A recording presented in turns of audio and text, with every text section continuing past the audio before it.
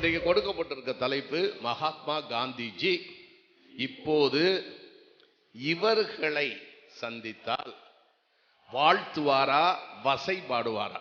முதலில் அரசியல்வாதிகள், அதற்கு அடுத்தது ஆண்கள், அடுத்து சமூக ஆர்வலர்கள், அதுக்கு அடுத்தது ஆசிரியர்கள், அப்புறம் பெண்கள், அப்புறம் வணிகர்கள், அதுக்கு அடுத்தது கல்லூரி மாணவர்கள் எல்லாம் பார்த்தாங்கன்னா என்ன பண்ணுவாங்க? காந்தி வாழ்த்துவாரா வசைபாடுவாரா? டிசம்பருக்குள்ள பாடத்தை முடிச்சு முள்ளாண்டு தேர்வுக்குள்ள எல்லா பிள்ளையும் படிக்க வச்சு பாஸ் பண்ண வைக்கணுங்கிறதுக்காக அடிக்காம திட்டாம கோவப்படாம அன்பா பாசமா பாடத்தை சொல்லி கொடுக்குற எங்க ஆசிரியர்களை பார்த்தா காந்தி தாத்தா கண்டிப்பா வாழ்த்துவாங்க. நான் 8வது படிக்கிறேன். எங்க அப்பா எனக்காக 800 ரூபா கூட முழுசா செலவு பண்ணதில்ல. ஆனா என் ஃப்ரெண்டோட அப்பா அவளுக்காக வருஷத்துக்கு 80,000 கட்டிவிட்டு தான் பேரை கூட தமிழ்ல எழுத தெரியாம தலையிட்டு இருக்காங்க. எங்க ஊர்ல எங்க தெருவுல பாதி பேருக்கு நான் தமிழ் சொல்லி கொடுக்குறேன். இதுக்கெல்லாம் காரணம் யாருன்னா எங்க ஆசிரியர்கள் தானே. அதனாலதான் சொல்றேன், எங்க ஆசிரியர்களை பார்த்தா காந்தி தாத்தா கண்டிப்பா வாழ்த்துவாங்க. இதை விட கொடுமை என்ன தெரியுமா? கேண்டி கிரஷ் கேம் விளையாட தெரியுமா? காமராஜரை தெரியாதான்? டெம்பிள் ரன் கேம் விளையாட தெரியுமா? தேச தலைவர்களை தெரியாதான்? சபே கேம் விளையாட தெரியுமா? சுபாஷ் Chandra Bose தெரியாதான்? Blue whale game விளையாட தெரியுங்கிறான். புரட்சி கவிஞர் பாரதிதாசனை தெரியாதான்?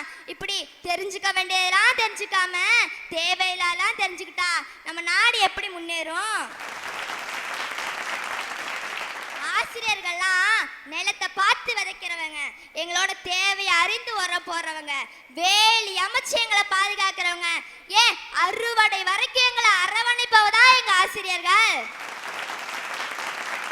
எங்க பள்ளிக்கூடம் எங்க இருக்குன்னா திருவாரூர் மாவட்டத்துல வலங்கைமான் ஒன்றியத்துல உத்தானிங்கிற சின்ன கிராமத்துல தான் இருக்கு. எங்க சின்ன கிராமத்துல பள்ளிக்கூடம் ஆரம்பிச்சு மொத்தம் 50 வருஷம் ஆகுது. எங்க அப்பா படிச்ச பள்ளிக்கூடத்துல இன்னைக்கு நானும் படிக்கிறேன். எங்க அப்பா படிச்சப்ப 5வது வரைக்கும் தான் இருந்துச்சு. ஆனா இப்போ ஒரு 20 வருஷத்துக்கு முன்னாடி தான் 8வது வரைக்கும் உயர்த்திருக்காங்க. இந்த பள்ளிக்கூடத்துல இருந்து படிச்சுட்டு போனவங்க இன்னைக்கு டாக்டரா, கலெக்டரா, இன்ஜினியரா, பேச்சாளரா, டீச்சரா இருக்காங்க.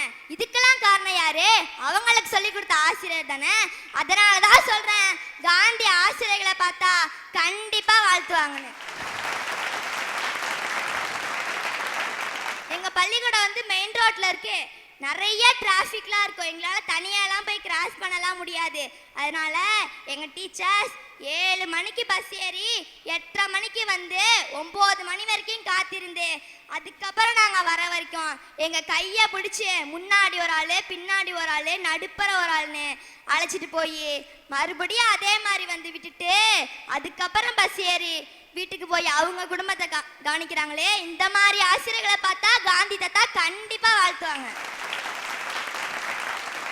எங்க வட்டாரத்துல, எங்க ஒன்றியத்துல வருஷத்துக்கு 4-5 போட்டி நடக்கும்.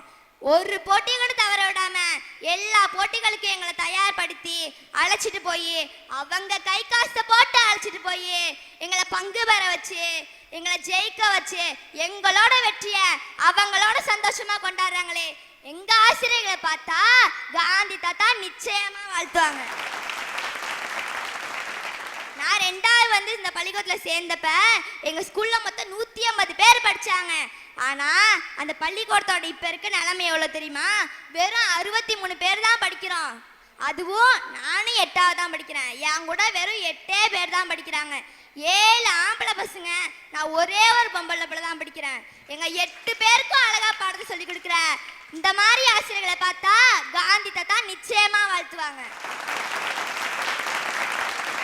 8 வருஷமா பேச்சு துணைக்கு கூட ஆள் இல்லாம படிச்சப்ப கஷ்டம் வரும்போது அம்மாவாவும் அப்பாவாவும் இருந்து, சந்தோஷம் வரும்போது தோள் கொடுக்க தோழனாவும் தோழியாவும் இருந்து எங்களுக்கு தன்னம்பிக்கையை கொடுத்து, தைரியத்தை கொடுத்து, துணிச்சலை கொடுத்து, ஊக்கத்தை கொடுத்து எங்களை மேலும் மேலும் உயர்த்திட்டு வராங்களே. இந்த மாதிரி ஆசிரியர்களை பார்த்தா காந்தி தாத்தா நிச்சயமா வாழ்த்துவாங்க. மாணவங்கள்லாம் தப்பு செஞ்சா அவர்களை நல்வழிப்படுத்தி அவர்களுக்கு புத்தி சொல்லி நல்வழிப்படுத்தக்கூடியவர்கள் தான் இந்த ஆசிரியர்கள். ஆனால் இந்த காலத்து பசங்கள்லாம் ஆசிரியரை தன்னோட எதிரியாக தான் நினைக்கிறான். ஆசிரியர் எது சொன்னாலும் கேட்கக்கூடாதுன்னு ஒரு முடிவோடு இருக்கான். ஒரு நாட்டோட எதிர்காலம் அந்நாட்டு மாணவர்களோட கையில் தான் இருக்கு. ஆனால் இந்த நாட்டை முன்னேற்ற வேண்டிய, முன்னெடுத்து செல்ல வேண்டிய அந்த மாணவன் இன்னைக்கு இந்த நாட்டோட வளர்ச்சிக்கு தடையாகவும் முட்டுக்கட்டையாகவும் இருக்கான். சுதந்திரத்தோட சாவி மாணவர்களின் கையில தான் இருக்குன்னு காந்தி சொன்னார். இன்னைக்கு அந்த மாணவன் அந்த சாவியை தொலைச்சிட்டான். எங்கடா தொலைச்சேன்னு கேட்டாலும் சொல்ல தெரியல, எப்படிடா தொலைச்சேன்னு கேட்டாலும் சொல்ல தெரியல. அதனால என்ன ஆகுதுன்னா, இந்த நாட்டினுடைய வளர்ச்சிக்கான எல்லா பாதையும் அடைக்கப்பட்டு பூட்டி கிடக்கு. ஒன்று தொலைச்ச சாவியை தேடணும், இல்லைன்னா பூட்டை உடைச்செறிஞ்சிட்டு முன்னேற்றத்திற்கான வழியை தேடணும். இப்படி பொறுப்பு இல்லாமல் இருக்கிற இந்த மாணவர்களை பார்த்தா காந்தி கண்டிப்பாக திட்டுவார்.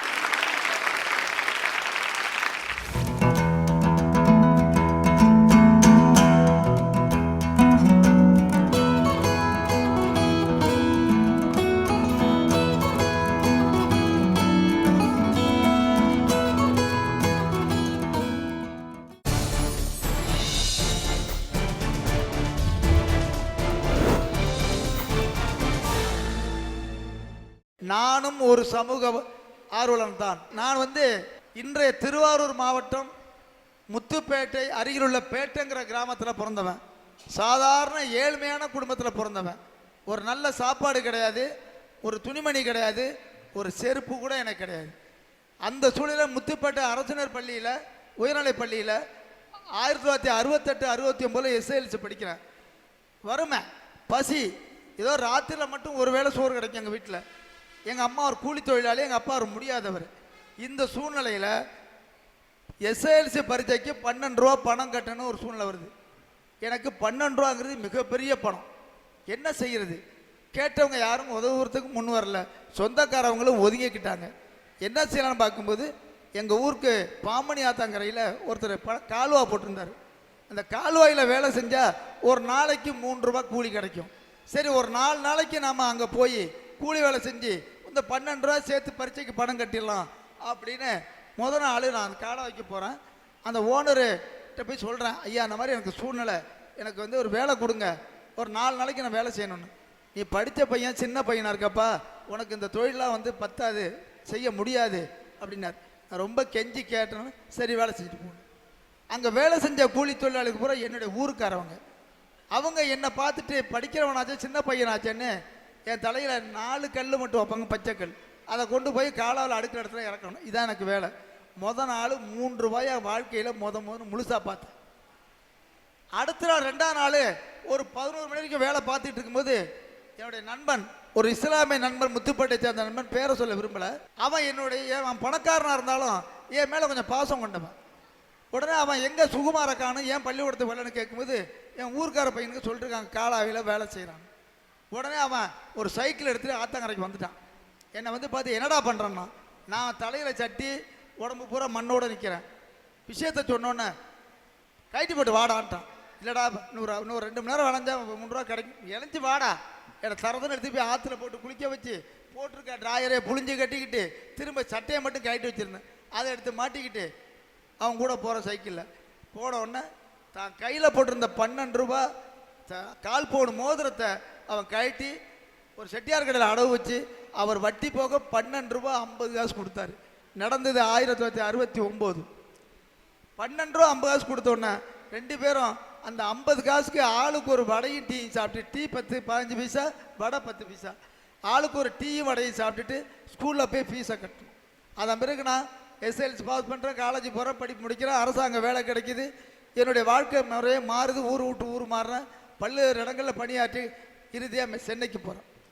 இதுக்கிடையில் இந்த அடிப்படையின் காரணமாக நான் சில முடிவு எடுக்கிறேன். நம்மளை மாதிரி படிக்கிறதுக்கு கஷ்டப்படக்கூடிய மாணவர்களுக்கு நம்ம உதவி செஞ்சா என்ன? ஏன்னா இரத்த தானம், கண் தானம், அன்னதானம், வஸ்திர தானத்தை விட கல்வி தானம் தான் மிக சிறந்ததுங்கிற ஒரு முடிவுக்கு நான் வந்தேன். அன்றைக்கு என் நண்பன் கொடுத்தான் இல்லையா, அவனை வந்து ஒரு நாள் நினச்சி பார்த்தேன். ஆகா, ஒரு காலத்தில் நமக்கு உதவி பண்ணானே, நம்ம சுத்தமாக ஊர் விட்டு வந்து மறந்துட்டோமே, நம்ம சூழ்நிலை இப்படி மாறி போச்சு. உடனே அவன் ஞாபகம் வந்தது. என்னுடைய காரை எடுத்துக்கிட்டு சென்னையிலேருந்து முத்துப்பேட்டைக்கு நான் போனால் அவன் பணக்கார மாடி வீட்டில் குடியிருந்தான். அந்த வீட்டில் போய் நிப்பாட்டி கூப்பிடும்போது ஒரு பெரியவர் வந்தார். அவன் பேரை சொல்லி இருக்காரான்னு கேட்டேன். அவங்க வீட்டெல்லாம் விற்றுட்டு போயிட்டாங்க. அவங்க அந்த பேட்டை ரோட்டில் அந்த கடைசியில் ஒரு கீத்து வீட்டில் இருக்காங்க. நாங்கள் தேடி அங்கே போனேன். அவன் சொன்ன வீட்டில் ஒரு வாசலில் ஒருத்தர் தாடியோட குள்ளாவோட வடியரை போட்டு கையிலேயே கட்டிக்கிட்டு ஒரு பீடியை குடிச்சிட்டு குத்துக்கால் போட்டு உட்காந்துருக்காரு. என் காரை நிப்பாட்டி அவன் பேரை சொல்லி அவர் இருக்காரான்னு கேட்க. உடனே அவர் யார், நான் சபாரில் போனோன்னே அவர் யாரோ என்னன்னு பயந்து, சார் வணக்கம் சார், என்ன சார், யார் சார்? நான் தான் சுகுமாரன் சொன்னேன். ஒரு நிமிஷம் பார்த்துட்டு அப்படியே ஆனந்த கண்ணீர். இவ்வளோ நாளாக எங்கேயா இருந்தேன், உன்னை பார்க்கவே இல்லை, உன்னை பற்றி நான் அடிக்கடி நினச்சிக்கிட்டு இருந்தேன். நான் தாண்டா மறந்துட்டேன் கோச்சிக்கான்னு சொல்லி கட்டி பிடிச்சி 2 பேரும் உள்ளே போனோம். வீட்டில் பாய எடுத்து போட்டான், உட்காந்தோம். அவங்க சம்சாரம் டீ போட்டு கொடுத்தாங்க, சாப்பிட்டோம். எப்படி இருக்க, என்ன எத்தனை பிள்ளைங்கன்னு கேட்டேன். ஒரு பொண்ணு மட்டும் தான். அப்படி உடனே பொண்ணுக்கு என்னடா வயசுன்னு, 27மா. ஏன் திருமணம் பண்ணலன்னு, மாப்பிள்ளை பார்த்துக்கிட்டு இருக்காங்க. ஓஹோ சரி ரைட்டு. டக்குன்னு அம்மா அவங்க சும்மா சொல்கிறாங்க, 5 லட்சத்துக்கு எங்கெங்கே போவேன் அப்படின்ட்டாங்க. விஷயத்தை புரிஞ்சுக்கிட்டேன். பார்த்துட்டு அவன்கிட்ட என் விசிட்டிங் கார்டை கொடுத்துட்டு நான் சென்னைக்கு போயிட்டேன். இந்த முத்துப்பேட்டையிலேருந்து சென்னைக்கு போகிற வரைக்கும் என் மன ஓட்டம் அவனை நோக்கியே இருக்குது. என்ன செய்யலாம், எப்படி செய்யலாம் அப்படின்னு. அதன் பிறகு சென்னைக்கு போனோன்னே என்னோடய பேங்க் பேலன்ஸு எவ்வளோ தேருமோ அதை எடுத்தேன். ஜிபிஎஃப் லோனு போட்டு என்னுடைய ஆஃபீஸில் உள்ளவங்கள்ட்ட 1 வாரத்துக்குள்ளே சாங்ஷன் பண்ணுங்கன்னு சொல்லி அந்த லோனை சாங்ஷன் வாங்கினேன். அதுவும் 10 5 லட்சத்துக்கு. அதன் பிறகு என்னுடைய நகை நட்டெலாம் அடமானம் வச்சு தெரிஞ்ச நண்பர்கிட்டலாம் ஒரு 10,000 20,000 கைமாற்றி செஞ்சு கரெக்டாக 15 நாளைக்குள்ளே 5 லட்ச ரூபா தயார் பண்ணி 1000 ரூபா கட்டா 5 கட்டா எடுத்துக்கிட்டு விடிகாலையில் பணம் சேர்ந்த உடனே எப்படா அவன்கிட்ட உன்னை கொடுப்போம், எப்போ அவனை பார்ப்போன்னு ஒரு தூக்கமே எனக்கு வரல. உடனே கார் எடுத்துக்கிட்டு அதே மாதிரி ஒரு 9 மணிக்கு முத்துப்பேட்டைக்கு போய் சேர்ந்தேன். போனோன்னு என்ன திடீர்னு வந்துட்டேன்னா, ஒரு வேலையாக வந்தேன் பட்டுக்கோட்டை வரைக்கும், அப்படியே உன்னையும் பார்த்துட்டு போகும்போது வந்தேன்டா அப்படின்னு சொல்லிட்டு உள்ளே போனோம். உட்காந்தான் பேசிக்கிட்டு இருந்தோம். அப்புறமா மாப்பிள்ளை கையில் இருக்கான்னு கேட்டேன். அந்த அம்மா சொந்த பந்தமாக நிறைய இருக்காங்கன்னு. சரி உடனே பண்ணிடலாமான்னா, வாய்ப்பு இருந்தால் பண்ணிடலான்னாங்க. டக்கு அப்புறம் தான் ஹேண்ட்பேக்லேருந்து பணத்தை எடுத்து கொடுத்து அவன் கையில் கொடுத்து உன் பொண்ணு கல்யாணத்தை உடனே முடியும்னு. அப்படியே பிரமிச்சு பார்த்தான். இந்த படத்தை நான் எப்படா கொடுப்பேன்னு கேட்டேன். நான் யாரா கொடுக்க சொன்னா, 1968 69 பரீட்சைக்காக எனக்கு 12 ரூபா கட்டியே, அதனுடைய வட்டி அசல் தாண்டா உனக்கு நான் கொடுக்குறேன். இன்னைக்கு தான் 5 லட்சத்து. அது ஓன் பொண்ணு இல்லை, ஏன் பொண்ணு, என்னுடைய 3வது மகள். நீ கல்யாணத்தை பண்ணு, சந்தோஷமா நான் வர்றேன் அப்படி சொல்லி இருந்து 2 பேரும் கட்டி பிடிச்சி அழுது அந்த உணர்ச்சி போராட்டம் கிட்டத்தட்ட ஒரு 1 மணி நேரம் ஆச்சு. நான் அழுக, அவன் அழுக, அவன் குடும்பமாக அழுதுச்சு. பணத்தை கொடுத்துட்டு வந்துட்டான். அப்புறம் பத்திரிக்கை அனுப்புனா, கல்யாணத்துக்கு போனால், குழந்தை பிறந்துச்சு, எல்லாம் பார்த்துட்டு இருக்கோம். இன்றைய அளவும் ஒவ்வொரு ரம்ஜானுக்கும் அவனுக்கு 5000 நான் அனுப்பிக்கிட்டு இருக்கேன். என்னோட நட்பு நீடித்து கொண்டிருக்குது. காலத்தால் செய்த உதவி சிறிதாயினும் ஞானத்தில் மாலை பெரிதுனா, அதே மாதிரி அவன் அடித்தட்டு எனக்கு அமைச்சு கொடுத்தான். அவன் விதைச்சான், நான் முளைச்சேன்.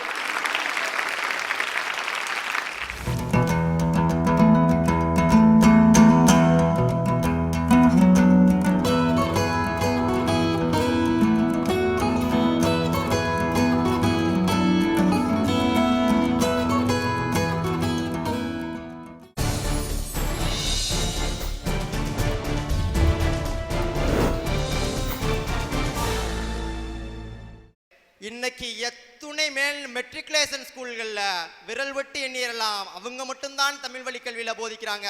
மீதி இருக்கக்கூடிய எல்லா மெட்ரிகுலேஷன் ஸ்கூல்லையுமே ஆங்கிலத்தில் தான் போதிக்கிறாங்க.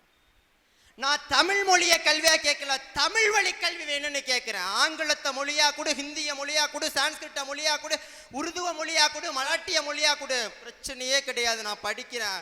ஆனா புவியியலையும் வரலாறையும் புள்ளியியலையும் மொழியிலையும் சமூக அறிவியலையும் எனக்கு என் தாய்மொழி தமிழ்ல நீ போதி. இந்த தாய்மொழிய எனக்கு தராத அரசியல்வாதிகளை, எனக்கு மட்டுமல்ல இந்தியாவில் இருக்கக்கூடிய ஒவ்வொரு குழந்தைக்குமே தன்னுடைய தாய்மொழியில தாங்க பாடம் கற்பிக்கணும். தாய்மொழியில் பாடம் கற்பிக்கப்படுவது மறுக்கப்படக்கூடிய ஒரு குழந்தை தாய்ப்பால் மறுக்கப்பட்ட குழந்தைக்கு சமம்னு காந்தி சொல்றார். நான் சொல்ல, காந்தி சொல்றார்.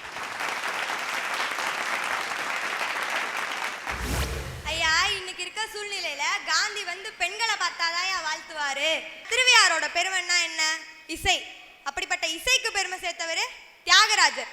அந்த தியாகராஜருக்கு ஒரு அழகான கோயிலை கட்டி 5000 பேர் ஒன்னா ஒருமித்த குரல்ல பாடி அவருக்கு ஆராதனன்ட்டு இசையஞ்சலி செலுத்துறோம்ல, அதுக்கெல்லாம் அடித்தளம் போட்டது ஒரு பெண் தான், நாகரத்னத்தம்மா. இந்த மாதிரி சாதனை படிச்சுக்கிட்டு இருக்க பெண்களை தானே காந்தி வாழ்த்துவாரு.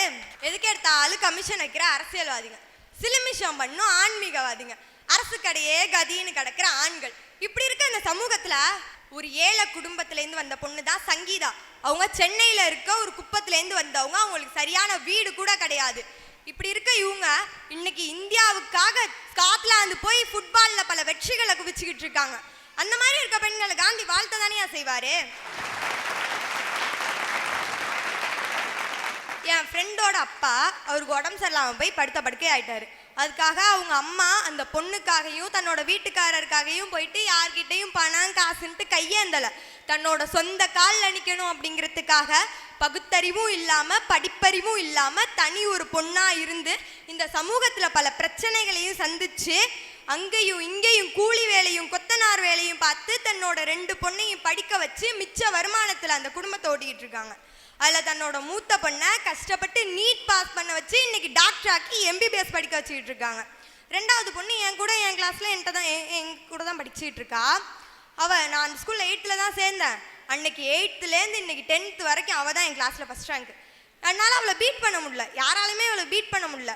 ஒரு பொண்ணுன்னா போட்டி போடணும், பொறாமை பண்ணணும், போராடணும். நான் ஒரு சின்ன பொண்ணு தானே, எனக்கு அவன் மேலே லைட்டாக பொறாமை. என்னடா இது, நம்மளால அவளை பீட் பண்ண முடியலையே, எப்போ பார்த்தாலும் இவளே ஃபர்ஸ்ட் ரேங்க் எடுக்கிறான்ட்டு ஒரு சின்ன பொறாமை வந்துச்சு. என்னால் அவள்கிட்ட போய் கேட்கவும் முடியல, கேட்காம இருக்கவும் முடியல. கேட்டாச்சு நம்ம மேலே தப்பா நினச்சிப்பாளான்ட்டு ஒரு சின்ன தயக்கமாக இருந்துச்சு. நான் சரின்ட்டு ஒரு நாள் போய் ஸ்ட்ரைட்டாக அவள்கிட்ட கேட்டேன், இப்படிப்பா நீ இந்த மாதிரி எப்போ பார்த்தாலும் ஃபர்ஸ்ட் ரேங்க் எடுக்கிற, ஏதாச்சும் டிப்ஸ் இருந்தால் கூட நான் ஃபாலோ பண்ணிக்கிறேன்ட்டு. அவள் அதுக்கு என்ன வார்த்தை சொன்னா தெரியுமா? அவள் சொன்ன ஒரு வார்த்தை இன்னைக்கு வரையும் என் மனசில் ஆழமாக பதிஞ்சிருச்சு. அவள் என்ன சொன்னா தெரியுமா? உங்க அம்மா படுற கஷ்டத்தை மனசுல வச்சுக்கிட்டு படிச்சு பாரு, கனவுல கூட உன்னோட மார்க் குறையாதுன்னா. அப்படிப்பட்ட பெண்களை தானே இன்னைக்கு காந்தி வாழ்த்துவாரு. எனக்கு வந்து அப்பா கிடையாது, குடின்னு தான் தலையில தானே மண்ணள்ளி போட்டுட்டு இறந்துட்டாங்க 4 வருஷத்துக்கு முன்னாடி மஞ்சக்காமலையினால. எங்க அம்மாவுக்கு வந்து அம்மாவும் கிடையாது அப்பாவும் கிடையாது, எனக்கு அவங்க அம்மா மட்டும்தான். எங்க அம்மாவை வளர்த்தது எங்க அம்மாவோட பாட்டி. இப்ப என்ன வளர்க்குறது எங்க அம்மாவோட பாட்டி தான், அதாவது என்னோட கொள்ளு பாட்டி தான் என்ன இப்ப வளர்த்துக்கிட்டு இருக்காங்க. அவங்க வந்து ஒரு சின்ன டீ கடையில் வச்சு தான் வளர்த்துக்கிட்டு இருக்காங்க. அவங்க இன்னைக்கு வரைக்கும் யாரோட நிழல்லையும் இல்லாம தன்னோட சொந்த காலில் நிற்கணுங்கிறதுக்காக உழைச்சி எங்கள் குடும்பத்துக்காக ஓடா தேய்றாங்க. அவங்க காலைல 4 மணிக்கு எந்திரிச்சாதான் காலைல 6 மணிக்காச்சும் எங்கள் கடையை திறக்கலாம்.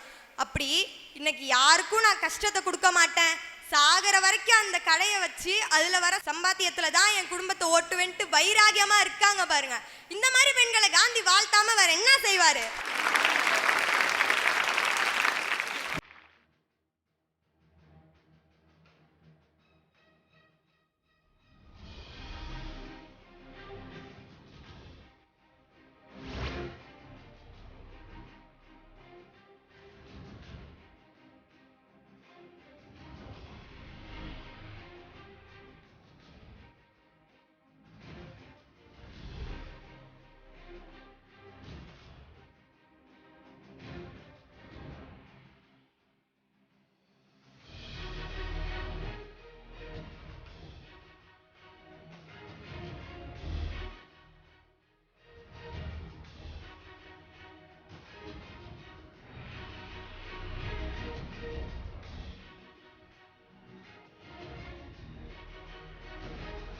இது உங்க மேடை நிகழ்ச்சியை உங்கள் ஊரில் நடத்த வேண்டுமா?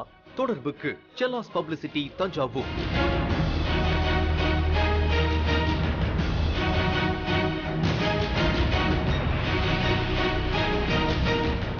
இந்நிகழ்ச்சி பற்றிய உங்கள் கருத்து விமர்சனங்கள் வரவேற்கப்படுகின்றன. அனுப்ப வேண்டிய முகவரி வேந்தர் டிவி, எண் 35, நார்த் போல், கலைமகள் நகர், 3வது பிரதான சாலை, ஈக்காட்டுத்தாங்கல், சென்னை 32. தொடர்புக்கு 044222255234.